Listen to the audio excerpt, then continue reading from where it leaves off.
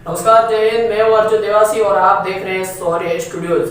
जब पुलवामा हमला हुआ तो हमारे देश के कुछ बड़े बड़े नेता इस बात पर सवाल उठा रहे थे कि इतनी बड़ी मात्रा में आरडीएक्स हमारे देश के अंदर आया कैसे।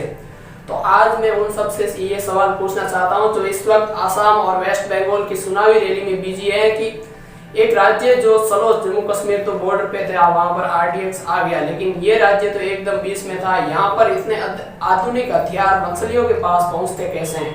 क्या आपके जहन में ये सवाल नहीं आता है कि इनके पास रॉकेट लॉन्चर और बड़े बड़े हथियार है, आखिर इन तक ये हथियार पहुंचते कैसे हैं? और जो चोरों और आतंकवादियों की मौत पर मानवाधिकार आयोग का दरवाजा खटखटाने वाले आज कौन से बिल में छुप कर बैठ गए? क्या एक सैनिक का कोई मानवाधिकार आयोग या मानवाधिकार होता ही नहीं है?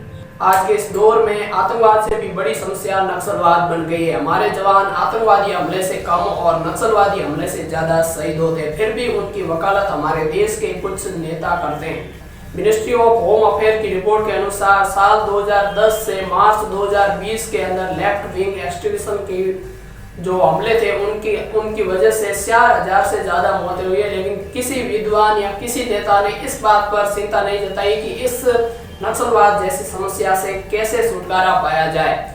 इस देश में आतंकवादी हमले से ज्यादा मौतें नक्सलवादी हमले में होती है, लेकिन फिर भी उन नक्सलियों के भी नेता है और वो नेता पार्लियामेंट में बैठकर उन नक्सलियों की वकालत करते हैं जो हमेशा हर रोज हमारे सैनिकों के सर काटते हैं। विश्व का सबसे बड़ा स्वयंसेवक संघ आरएसएस, जिसके स्वयंसेवक हमेशा देश में किसी भी विपत्ति से लड़ने के लिए तैयार रहते हैं, चाहे देश में बाढ़ आए, महामारी फैले या किसी भी प्रकार की मुसीबत आए, वो हमेशा तैयार रहते हैं। लेकिन फिर भी हमारे देश के कुछ नेता और एक विशेष कम्युनिटी उन्हें दहशतगर्द बुलाती है, लेकिन वो लोग जो सेना पर पत्थरबाजी करते हैं, उनका सर काटते हैं, उन्हें भूले बिसरे लोग कहते हैं, या फिर उन्हें कहा जाता है कि वो लोग जो रास्ता भूल गए। कितना बड़ा रास्ता भूल गए हैं? अगर इस तरह से रास्ता भूल गए हैं कि उनको अपने देश के सैनिक और अपने देश के लोग ही याद नहीं रहे, तो फिर वो भूले हुए नहीं है, वो पागल लोग हैं। और पागल लोगों की हमारे देश में कोई जरूरत नहीं है। हमारे देश के नक्सलवादियों को हथियार मुहैया करवाने में चीन का हमेशा हाथ रहता है, लेकिन मजाले हमारे देश के किसी नेता ने या विद्वान ने ये कहा हो कि इसमें चीन का हाथ है, या फिर इंटरनेशनल लेवल पर इस मामले को यूएन में या फिर कहीं पे इंटरनेशनल मंच पर ले जाया गया हो। आज की इस परिस्थिति में अगर हमने नक्सलवादियों के खिलाफ कोई बड़ी कार्रवाई नहीं की तो आप और हम अपने कंधे और मजबूत कर लें, क्योंकि हमें अभी और अपने सैनिकों के सब उठाने बाकी रहेंगे।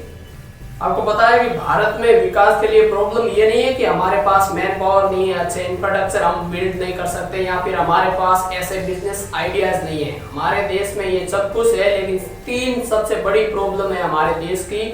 वो तीन मेजर प्रॉब्लम है। नंबर 1 पे नक्सलवाद, नंबर 2 पे आतंकवाद और नंबर 3 पे इंडियन पॉलिटिशियन। जी हाँ, आप समझ गए होंगे, भारत के राजनेता और राजनीति, ये सबसे बड़ी प्रॉब्लम है। तीन भारत को विश्व गुरु बनाने में, अगर आप एक ऑर्डिनरी भारतीय की तरह भारत को विश्व गुरु बनाने का सपना देख रहे हैं तो सबसे पहले इन तीन प्रॉब्लम से आपको छुटकारा चाहिए। अगर आप इन तीन प्रॉब्लम से छुटकारा पा लेते हैं तो जरूर एक दिन भारत विश्व गुरु बन के ही रहेगा। फिलहाल चलता हूँ, मिलूंगा नेक्स्ट वीडियो में, तब तक के लिए जय हिंद।